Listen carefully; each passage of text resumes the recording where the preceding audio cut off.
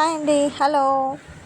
చెప్పాను కదండి, నిన్న మా ఆడపడుచు కోడలికి శ్రీమంతము పిండొంటలు చేసుకెళ్ళాలనేసి నేను లడ్డు చేశా కదా. ఈరోజు కార చుట్టు చేశాను. ఎలా చేయాలో చూపిస్తా రండి. చూడండి, నేను ఇప్పుడు కొంచెం కారం వేసుకుంటున్నాను.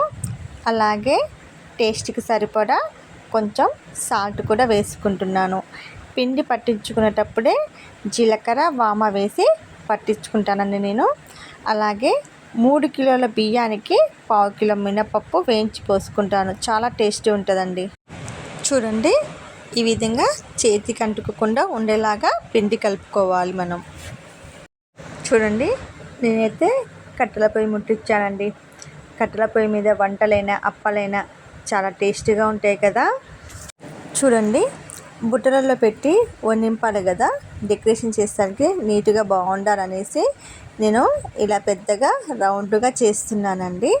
మీ సైడ్ ఎలా చేస్తారో నాకు కామెంట్ బాక్స్లో కామెంట్ చేయండి. ఇలా నీట్గా చేసి నింపితే చాలా నీట్గా చక్కగా ఉంటుందండి. నూనె అయితే కాగిందండి. మనం రౌండ్గా చేసి పెట్టుకున్నాం కదా, అది ఇప్పుడు అందులో వేసా. చూడండి ఎలా ఉందో.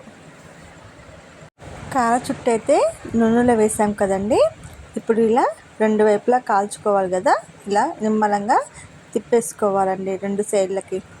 చూడండి, కార చుట్టు ఇలా బ్రౌన్ కలర్ వచ్చేలాగా చూసుకొని ఒక ప్లేట్లోకి తీసుకోవాలి.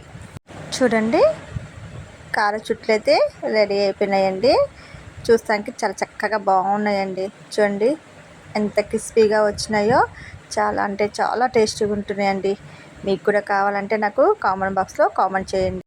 అలాగే కొద్దిగా సన్న కారపూస కూడా చేశానండి. చూడండి ఎంత బాగుందో. చూస్తానికి ఇలా ముట్టుకుంటే అలా తునిగిపోతుందండి. అంత బాగా వచ్చిందండి కారపూస. చాలా చాలా టేస్టీగా ఉంటుందండి. ప్లీజ్ లైక్ అండ్ సబ్స్క్రైబ్ చేయండి. ఓకే.